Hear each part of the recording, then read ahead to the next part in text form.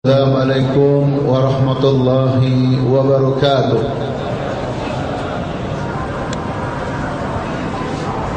Alhamdulillahilladzi farada alaina ad-da'wah. Wassalatu wassalamu ala Rasulillah wa ala alihi wa sahbihi wa mawalah. Amma ba'd. فقال الله تعالى في كتابه الكريم قل إن هذه سبيلي أدعو إلى الله على بصيرة أنا ومن اتبعني وسبحان الله وما أنا من المشركين. إخوة الإيمان, saudara-saudaraku seiman dan seakidah yang semoga dimuliakan oleh Allah Subhanahu wa taala. Al-Islamu dinu dakwah. Islam adalah agama dakwah. Sehingga konsekuensinya setiap muslim, laki atau perempuan, dia wajib berdakwah di jalan Allah Subhanahu wa taala. Untuk menggambarkan kewajiban dakwah tersebut, sampai-sampai seseorang yang punya potensi hanya satu ayat saja, dia wajib menyampaikan al-Islam. Balighu anni walau ayat. Dan faktanya tidak ada kaum muslimin yang cuma memahami satu ayat, yang mempunyai satu ayat. Surat Al-Fatihah yang dibaca oleh setiap muslim adalah 7 ayat, belum surat-surat yang lainnya. Nah, pertanyaannya, apa tujuan kita berdakwah yang merupakan faridah rabbaniyah, tugas dari Allah, kewajiban dari Allah sesuai dengan firman Allah Subhanahu wa taala, ud'u ila sabili rabbik. Ud'u, berdakwalah kamu, ajaklah manusia itu ila sabili rabbika, kepada jalan Tuhan kamu. Nah, pertanyaannya, apa tujuan dakwah itu? Apakah sekedar menggugurkan kewajiban, atau hanya sekedar tren di sebuah negara atau di kota tertentu atau di perusahaan tertentu? Ternyata Bapak Ibu sekalian, dakwah mempunyai tujuan yang jelas, mempunyai orientasi yang jelas, yang diantaranya adalah tawiyatul ummah, mencerdaskan umat. Maka tema kita pada siang hari ini adalah ad-dakwah wa tawiyatul ummah, dakwah dan mencerdaskan umat. Atau tadi saudara panitia mengatakan mencerdaskan umat melalui dakwah. Saudara sekalian, adalah sesuatu yang badihi, yang aksioma. Tidak mungkin aktivis dakwah mampu mencerdaskan umat atau bangsa sementara dia sendiri tidak cerdas, tidak faham tentang Islam. Dan itulah yang musibah yang menimpa kepada sebagian masyarakat, di mana orang yang berdakwah mereka sendiri tidak faham Islam, mereka sendiri tidak cerdas Islam, sehingga jangankan dia berdakwah, yang terjadi justru merusak citra dakwah, merusak citra dakwah. Ya, dakwah digandingkan dengan macam-macam, digandingkan dengan seni, seninya belum tentu sesuai dengan Islam. Dakwah digandingkan dengan cerita, dengan drama, dramanya sendiri belum tentu sesuai dengan Islam, sehingga terjadi percampuran antara hak dan batil, sehingga merusak wajah Islam yang indah. Kenapa itu terjadi, Bapak Ibu sekalian? Karena tidak cerdas, tidak memahami dakwah. Nah, kalau begitu, apa yang kita maksud dengan mencerdaskan umat melalui dakwah? Yang pertama adalah ketika kaum muslimin berdakwah, Dan dakwah selain kewajiban adalah merupakan profesi yang terbaik, yang terindah. Wa man ahsanu qawlan mimman da'a ila Allah, dalam surat Fussilat.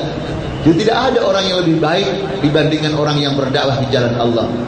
Nah, seperti apa cara mencerdaskan umat melalui dakwah? Yang pertama, dengan ma'rifatul ghayatil hayat, mengetahui tujuan hidup.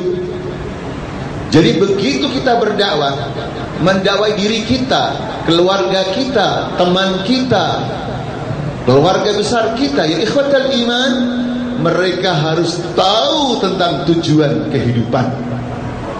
Sehingga beda di dunia ini, walaupun sama-sama hidup, antara orang yang berinteraksi dengan dakwah dengan orang yang berdakwah. Orang yang berdakwah makan, orang yang tidak berdakwah makan. Tetapi orang yang berdakwah tidak akan makan kecuali yang halal. Maka doanya, Allahumma aghnina bihalalika an haramik, ya Allah, berilah kami kecukupan hanya dengan yang halal, jauh dari yang haram. Sementara makhluk lainnya yang hidup, mereka makan apa saja, halal haram makan semua. Yang kedua, contoh, orang yang berdakwah berpolitik, orang yang tidak berdakwah juga berpolitik. Tapi bedanya, orang yang berinteraksi dengan dakwah dengan segala kejujurannya, dia tidak berpolitik kecuali sudah sesuai dengan Islam yang dihalalkan oleh Allah, sehingga tidak menghalalkan segala cara. Berbeda dengan orang yang tidak tahu dakwah. Hafizakumullah. Orang yang faham dakwah ketika berpolitik, ya ikhwatal iman, adalah politik menjadi makmum dan dakwah menjadi imam. Tetapi seseorang yang tidak tahu dakwah atau yang sudah tega-teganya merusak dakwah, yang terjadi dakwah disuruh tunduk, disuruh rukuk, disuruh sujud kepada kepentingan politik. Sehingga masyarakat, ya ikhwatal iman, tertipu oleh ya pemimpin-pemimpinnya. Nah, untuk lebih jelasnya dan lebih mudahnya secara global, yang pertama adalah tujuan hayat, ghayatul hayah fil fard. Jadi ketika kita berdakwah, maka al-fardu, setiap individu tahu tujuan hidupnya. Tujuan hidupnya tidak lain dan tidak bukan hanyalah untuk beribadah kepada Allah. Wa ma khalaqtul jinna wal insa illa liya'budun. Jadi setiap individu, saudaraku sekalian, dalam beraktivitas semuanya harus bernilai ibadah. Dia tidak akan bergerak dan dia tidak akan diam kalau itu tidak bernilai ibadah. Subhanallah. Yang kedua adalah ghayatul hayah fil usrah, tujuan hidup rumah tangga. Memang secara umum tujuan hidup adalah beribadah kepada Allah, tetapi yang berkaitan dengan rumah tangga ada kekhasan. Apa kekhasan daripada rumah tangga kita? Apa tujuan kehidupan rumah tangga kita? Dengan jelas Allah berfirman di dalam surat Al-Baqarah ayat 230, فَإِن طَلَّقَهَا فَلَا جُنَاحَ عَلَيْهِمَا أَن يَتَرَاجَعَا إِن ظَنَّا أَن يُقِيمَا حُدُودَ اللَّهِ وَتِلْكَ حُدُودُ اللَّهِ يُبَيِّنُهَا لِقَوْمٍ يَعْلَمُونَ. Jadi tujuan rumah tangga kita berkeluarga adalah iqamatu hududillah. Iqamatu hududillah, menegakkan aturan-aturan Allah. Ini harus selalu disampaikan oleh setiap orang yang berdakwah. Apakah dia sudah disebut ustadz atau belum disebut ustadz, itu tidak terlalu penting. Yang penting dia berdakwah. Dan ketika dia menyampaikan kepada masyarakat, maka setiap muslim yang berumah tangga harus tahu bahwa dia berumah tangga, bahwa dia dihalalkan dengan perempuan yang dulunya haram.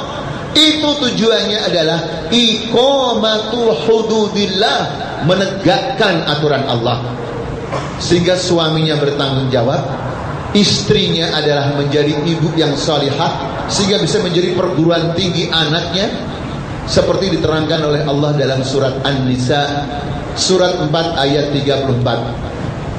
Ar-rijalu qawwamuna 'alan nisa'i bima faddala Allahu ba'dahum 'ala ba'din wa bima anfaqu min amwalihim. Fas-salihatu qanitatun hafizatun lil-ghaibi bima hafizallah. Ar-rijal, laki-laki atau suami adalah qawwamuna 'alan nisa. Mereka adalah pemimpin yang melindungi perempuan. Perempuan itu bisa ibunya, bisa istrinya, bisa saudara perempuannya.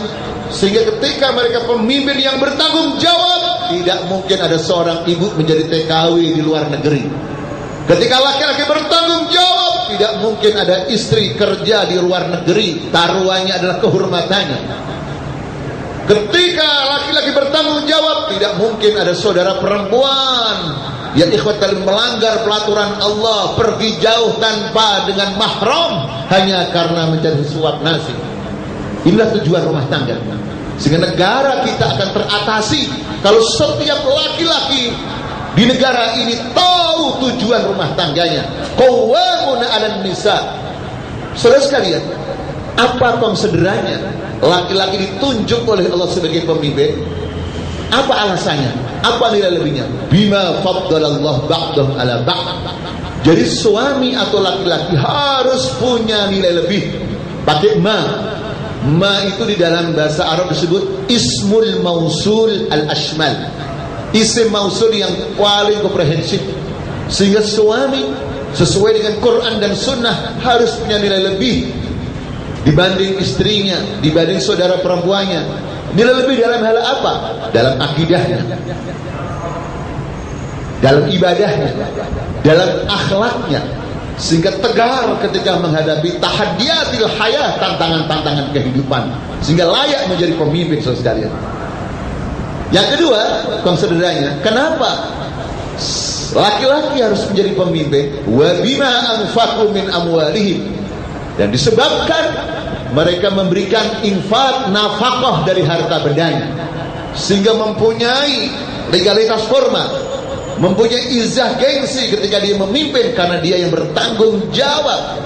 Bandingkan kalau ada seorang suami yang tidak qawwam, yang tidak bertanggung jawab pada istrinya, bagaimana mungkin berani menasihati istrinya ketika istrinya tidak benar? Karena istrinya lebih banyak penghasilannya, lebih dominan, ya ikhwatal iman, manusiawi. Oleh karena itu, setiap laki-laki harus mampu bekerja. Itulah rahasianya kenapa dalam tarbiyah Islamiyah, dalam pembinaan keislaman, di antara targetnya anak kita tarbiyah, diri kita tarbiyah, tujuannya di antaranya adalah qadirun alal kasbi, mampu untuk bekerja. Sekali lagi, mampu untuk bekerja. Saudara sekalian, hafizakumullah. Kemudian yang ketiga adalah ghayatu hayatil mujtama. Aktivis dakwah berkewajiban mencerdaskan umatnya agar umatnya, masyarakatnya mengetahui ghayatu hayatih, mengetahui tujuan kehidupan masyarakat, bahwa masyarakat yang merupakan makhluk Allah, diciptakan oleh Allah, ya ikhwatal iman, untuk binaul mujtama ala manhajillah, untuk membangun masyarakat sesuai dengan ajaran Allah. Maka dalam perundang-undangan, dalam aturannya, tidak boleh masyarakat bikin hukum sendiri pakai otaknya atau otak orang lain untuk mengatur dunia, tidak boleh. Sampai ancamannya kafir. Wa man lam yahkum bima anzalallah fa ulaika humul kafirun. Sampai-sampai Allah di dalam surat Al-Hujurat ayat pertama mewanti-wanti kita jangan sampai berani mendahului Allah dan Rasulnya. Ya ayyuhalladzina amanu la tuqaddimu baina yadayillahi wa rasulih. Hai orang-orang yang beriman, jangan sampai kamu mendahului Allah dan Rasulnya. Itulah tujuan masyarakat Bapak Ibu sekalian dalam kehidupannya. Sehingga ketika masyarakat berdiri di atas ajaran Allah, korupsi mungkin masih ada tapi tidak lebih dominan. Pencurian mungkin masih ada tapi cuma sedikit. Zina mungkin masih ada tapi cuma sedikit. Seperti di zaman Rasulullah SAW. Kenapa? Karena masyarakat sadar betul mereka hidup di dunia ini adalah dalam rangka tunduk kepada aturan Allah Subhanahu wa taala. Sehingga seorang politikus tidak sombong dengan politiknya, ekonom tidak sombong dengan ekonominya, pakar tidak sombong dengan kepakarannya, penguasa tidak akan sombong terhadap kekuasaannya, karena mereka sadar betul mereka semua hanyalah hamba Allah Subhanahu wa taala. Ini yang pertama. Yang kedua, bagaimana cara aktivis dakwah kita semuanya mencerdaskan umat? Dengan cara yang kedua adalah al-mauqif as-sahih. Al-mauqif as-sahih. Jadi setelah paham, ternyata paham saja walaupun penting tidak cukup Bapak Ibu sekalian. Tetapi pemahaman itu harus mengkristal menjadi al-mauqif as-sahih. Al-mauqif as-sahih, mempunyai sikap yang benar. Dalam hal apa? Pertama, al-mauqif as-sahih minal ashkhas, mempunyai sikap yang benar terhadap pribadi-pribadi yang ada di dunia ini. Dan manusia dalam kepribadiannya tidak lepas dari 3 orang, 3 golongan. Pertama adalah orang-orang beriman yang muttaqin, alladzina yu'minuna bil ghaib. Orang yang seperti itu sikap kita adalah innamal mu'minuna ikhwah. Sesungguhnya orang beriman dan bersaudara. Apapun jamaahnya, apapun partainya, apapun ormasnya, apapun profesinya, selama dia mukmin dalam negeri atau luar negeri, saudara sekalian, sikap kita harus jelas, ukhuwah, ikhwah, bersaudara. Yang kedua, saksiyah kepribadian yang kafir, yang innal ladzina kafaru sawaun alaihim a anzartahum am lam tundirhum la yu'minun. Apa kata Allah? Tidak boleh kita mengambil pemimpin, fala tattakhidu minhum waliyan. Kamu jangan menjadikan dia sebagai seorang pemimpin, tetapi kita juga tidak boleh mendzalimi, karena zalim haram. Tidak boleh mendzalimi, kita tetap harus berbuat adil. Tapi menjadikan teman dekat, la. Menjadikan pemimpin, la. Karena ini bukan masalah dunia, ini masalah ajaran Allah, masalah al-wala wal bara. Yang ulama akidah mengatakan min samimil akidah, inti daripada akidah itu adalah al-wala wal bara, menyintai sesuatu dan orang yang dicintai Allah, membenci sesuatu dan orang yang dibenci oleh Allah. Sehingga sikap kita jelas. Tetapi berbuat zalim tidak boleh, karena sama-sama manusia, sama-sama diberikan hak oleh Allah untuk hidup. Tetapi keperpihakan harus jelas. Yang ketiga, manusia disebut munafikin, orang-orang munafik. Orang munafik itu yang lahirnya mengaku beragama Islam. Wa minan nas may yaqulu amanna billah wa bil yaumil akhir wa ma hum bimu'minin. Di antara manusia ada yang mengatakan kami beriman pada Allah dan hari akhir, tapi mereka tidak beriman karena hanya ucapan. Apa tanda-tandanya Bapak sekalian? Tanda-tandanya adalah selalu berpihak kepada orang kafir. Selalu berpihak kepada kafir. Ketika mendekat dengan orang Islam karena ada kebutuhan. Jadi itulah orang munafik. Bedanya dengan orang kafir, ya. Kalau orang munafik, saudara sekalian, ya, selalu ketika dihadapkan antara mukmin dengan kafir, mereka berpihak pada orang kafir. Baik, saudara sekalian, hafizahullah. Ketika dekat dengan orang Islam karena ada maunya, ada kepentingannya. Mana dalilnya bahwa orang-orang munafik itu diantara cirinya adalah lebih bangga dengan orang kafir? Dalam surat An-Nisa. Alam tara ilal ladzina utu nasiban minal kitabi yu'minuna bil jibti wat taghuti wa yaquluna lil ladzina kafaru ويقولون للذين كفروا هؤلاء أهدى من الذين آمنوا سبيلا أولئك ulaika alladziina la'anahumullah wa man yal'anillahu falan tajida lahu nasira. Nah, sikap kita pada orang munafik, Bapak Ibu sekalian, hafizahullah, waspada. Waspada. Sesuai dengan firman Allah dalam surat Al-Munafikun. Apa kata Allah? Humul aduwwu fahdharhum. Mereka itu musuh kamu yang sebenarnya. Fahdharhum, maka waspadailah mereka. Waspada, waspada. Karena mereka bisa menipu umat.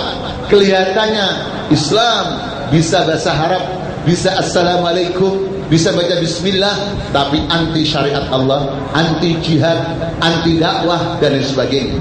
Nah, sikap kita harus selalu waspada. Jelas semua, Pak? Quran Sunnah itu sangat jelas. Ketika metodologi cara memahami benar pasti mudah, karena Quran dan Sunnah adalah merupakan wahyu dari Allah, dan itu pasti mudah. Kemudian yang kedua, mauqif sikap kita minal ahdath, dari sebuah peristiwa. Setiap ada peristiwa atau kejadian, peristiwa apa saja, peristiwa ekonomi, peristiwa seni budaya, peristiwa politik, peristiwa pendidikan, peristiwa kebijakan pemerintah, peristiwa apa saja, itu sikap kita harus jelas. Apa sikap kita? Kita mengikuti kebenaran, bukan mengikuti orang. Karena manusia bisa benar, bisa salah. Sehingga ketika ada peristiwa yang bernama perbedaan sesama kaum muslimin umpamanya, maka solusinya jelas, kita harus kembali kepada Allah dan Rasul, bukan kembali pada ustadz fulan, kiai fulan, jamaah fulan. Dalilnya dalam surat An-Nisa juga. Ya ayyuhalladzina amanu athi'ullaha wa athi'ur rasul wa ulil amri minkum فَإِن تَنَازَعْتُمْ فِي شَيْءٍ فَرُدُّوهُ إِلَى اللَّهِ وَالرَّسُولِ إِن كُنتُمْ تُؤْمِنُونَ بِاللَّهِ وَالْيَوْمِ الْآخِرِ ذَلِكَ خَيْرٌ وَأَحْسَنُ تَأْوِيلًا. Hai orang-orang yang beriman, taatlah kepada Allah, taatlah kepada Rasul, dan taatlah pada pemimpin kamu. Maka apabila kamu berbeda pendapat, berselisih tentang sesuatu, kembalikan sesuatu kepada Allah dan Rasulnya. Maksudnya kembalikan pada Quran dan Sunnah, bukan ustadz fulan, ikut kiai fulan, ya, ikut pemimpin fulan, lah. Sehingga jelas sikapnya. Ketika ya, apa saja, apakah itu masalah yang setiap hari kita ketahui, atau masalah setahun sekali, penentuan awal Ramadan, penentuan awal Syawal, ya, pemilu, wa ma adraka ma pemilu, yang sering memilukan umat, ya, itu sikap harus jelas. Yang kita ikuti adalah kebenaran, dalil, bukan manusia. Kenapa demikian? Karena manusia bisa benar, bisa salah. Al-Imam Malik rahimahullah, gurunya Imam Syafi'i, mengatakan kullu qaulin yuqbalu wa yurfadu illa qala sahibi hadil maqbarah wa asyara ila maqdaratul sallallahu alaihi wasallam. Jadi setiap pendapat atau ucapan bisa diterima, bisa ditolak, kecuali sabda Rasulullah SAW. Sehingga kaum muslimin cerdas, umat cerdas.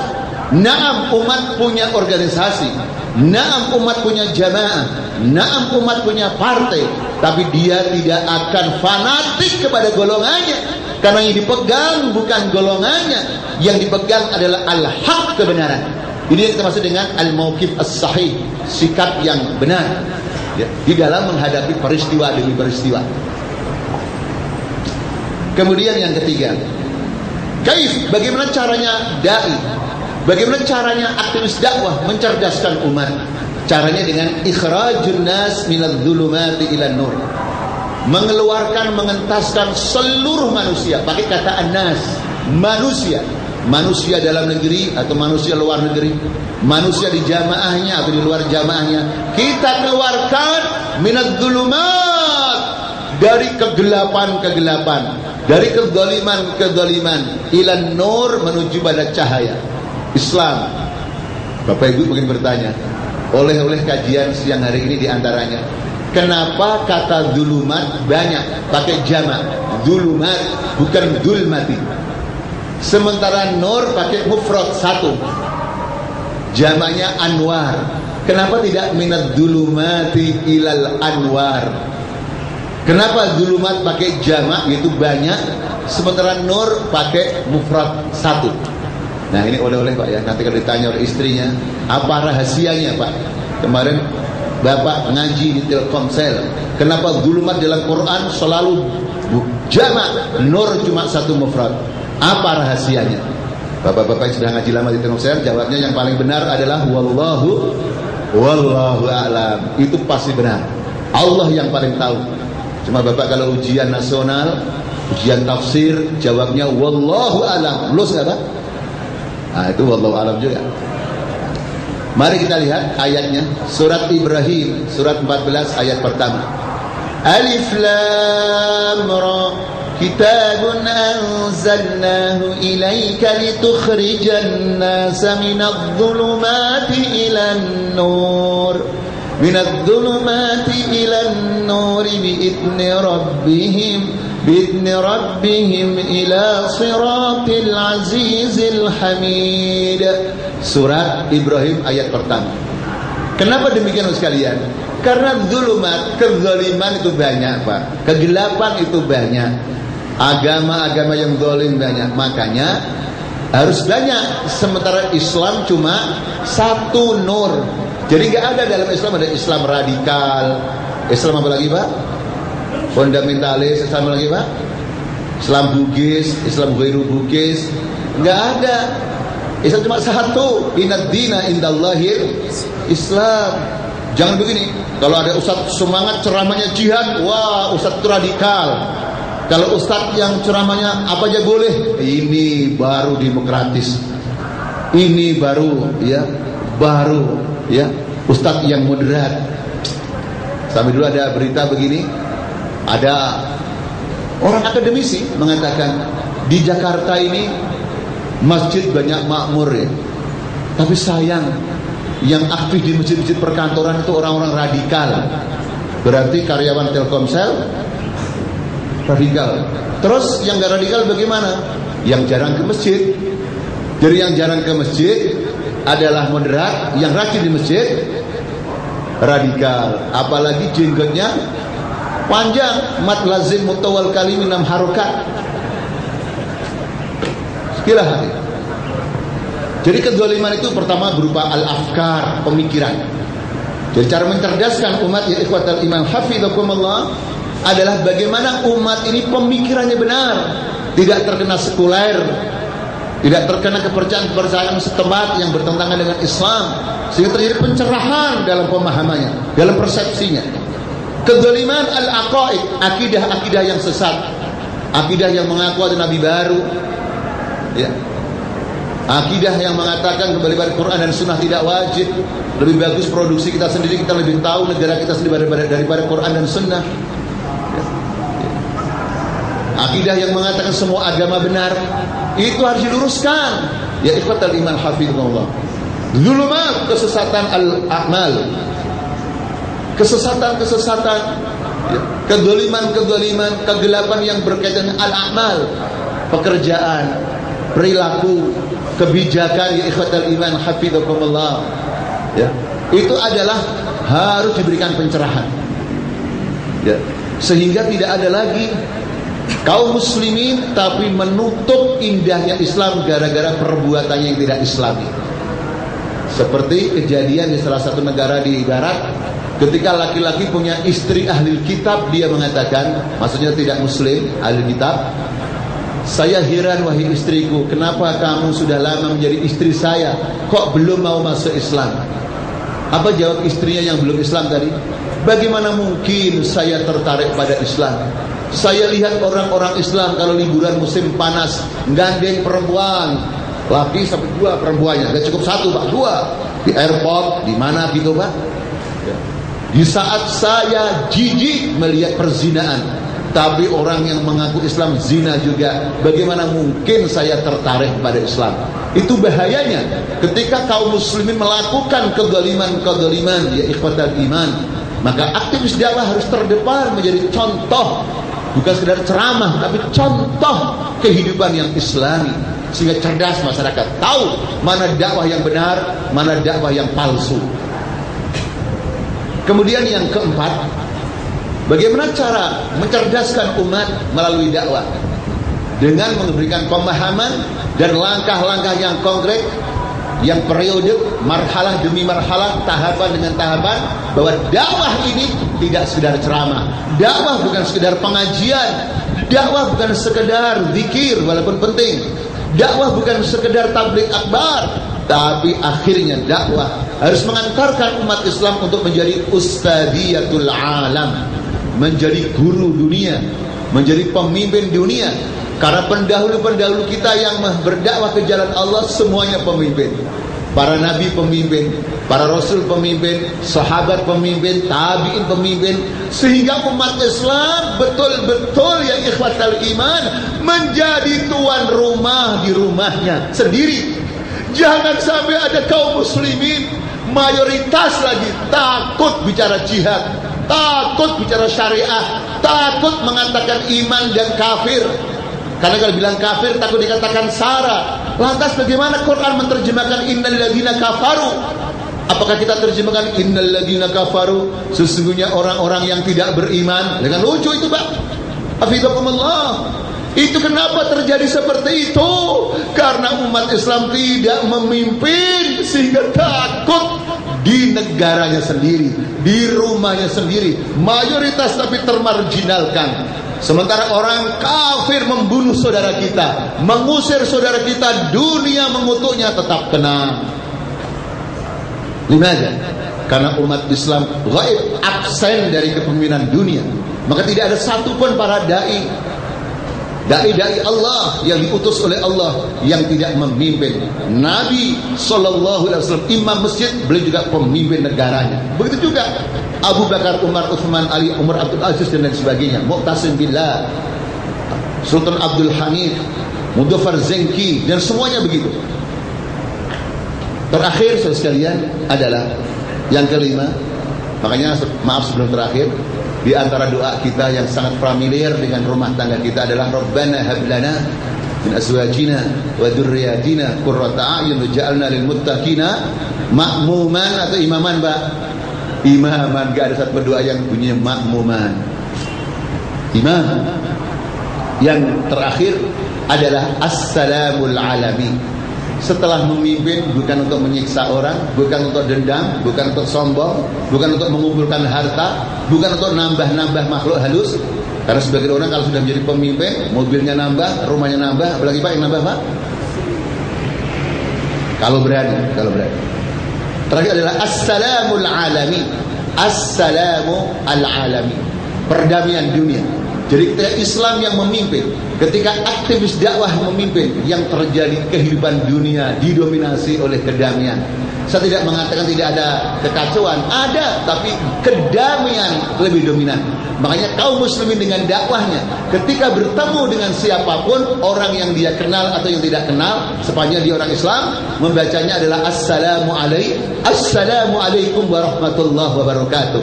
Di dunia Indonesia, di dunia Arab, di dunia Barat, ketika kita bertemu dengan orang, membaca Assalamualaikum, kedamaian dunia ya ikhwatal iman, hafizakumullah. Jangankan manusianya, saudara sekalian, sampai binatang saja aman. Antum ingat di zaman pemerintahan Umar bin Abdul Aziz, di pemerintahan beliau jangankan manusia, sampai kambing saja, binatang ternak jarang yang diterkam oleh serigala. Karena adilnya Umar bin Abdul Aziz, karena serigala sudah mempunyai makanan tersendiri, sehingga tidak usah makan kambing. Nah pertanyaannya, kalau makanannya serigala, makanannya ular, makanannya harimau, dimakan siapa, Pak? Hah? Ya udah, binatang jangankan merekam kambing, merekam manusia juga ya ikhwatal iman. Inilah dakwah saudara sekalian, bukti bahwa dakwah saudara sekalian mencerdaskan umat. Dan ini bukan sekedar wacana, ini adalah ayat Quran dan sunnah nabawiyah, dan dibuktikan dalam sejarah. Dan kita tinggal mengulangi saja. Oleh itu syaratnya adalah kesungguhan, al-jiddiyah, al-mujahadah dan Allah lah yang menentukan. Walladzina jahadu fina lanahdiyanahum subulana. Bapak sekalian, semoga kita semuanya dan umat ini diberikan petunjuk oleh Allah Subhanahu wa taala, cerdas memahami Islam, bahwa Islam adalah as-salamul alami, kedamaian yang sifatnya internasional, dan itulah misi kita semuanya. Bapak sekalian, kita tutup dengan atau ada pertanyaan? Cukup. Ya, assalamualaikum warahmatullahi wabarakatuh.